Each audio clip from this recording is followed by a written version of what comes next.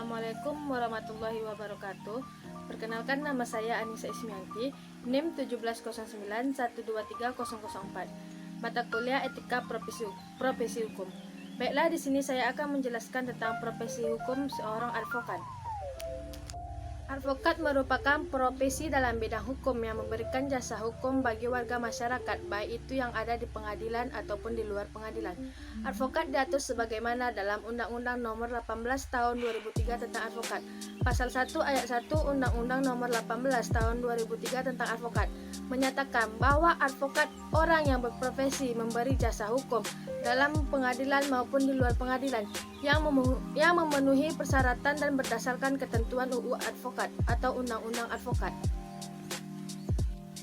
Berikutnya pasal 1 ayat 2. Jasa hukum adalah jasa yang diberikan advokat berupa memberikan konsultasi hukum, bantuan hukum, menjalankan kuasa, mewakili, mendampingi, membela, dan melakukan tindakan hukum lain untuk kepentingan hukum klien.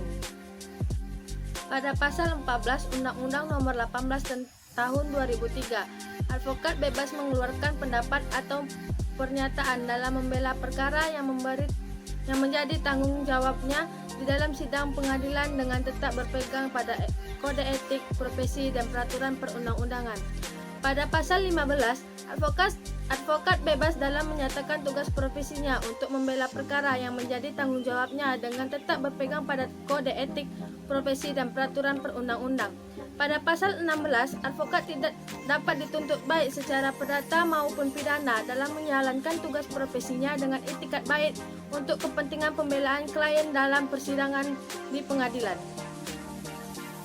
Pasal 17, dalam menjalankan profesinya, advokat berhak memperoleh informasi, data, dan dokumen lainnya baik dari instansi pemerintah maupun pihak lain yang berkaitan dengan kepentingan tersebut yang diperlukan untuk pembelaan kepentingan kliennya sesuai dengan peraturan perundang-undangan.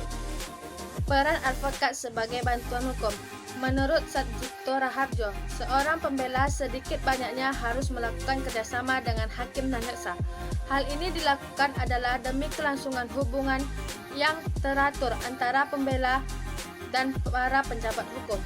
Maksud dari pendapat tersebut, seseorang advokat harus menjalankan kerjasama dengan hakim maupun jaksa dengan tujuan untuk demi kelangsungan hubungan yang teratur antara advokat dengan pejabat pemerintah yang tidak lain adalah untuk tegaknya kebenaran dan keadilan.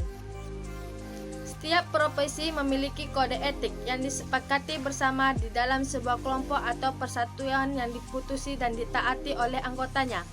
Advokat sebagai profesi terhormat yang dalam menjalankan profesi berada di bawah perlindungan hukum, undang-undang dan kode etiknya. Kode etik aturan yang berisi kewajiban yang membuat norma-norma kesopanan, kesusilaan, dan hukum apabila dilanggar akan dikenai sanksi yang diurus oleh suatu kelompok tersebut. Advokat yang berpegang teguh kepada kemandirian, kejujuran, kerahasiaan, dan keterbukaan. Advokat juga sebagai salah satu unsur sistem peradilan merupakan salah satu pilar dalam menyatakan supremasi hukum dan hak asasi manusia atau disebut HAM. Baiklah, sekian yang saya jelaskan. Mohon maaf apabila ada kekurangan.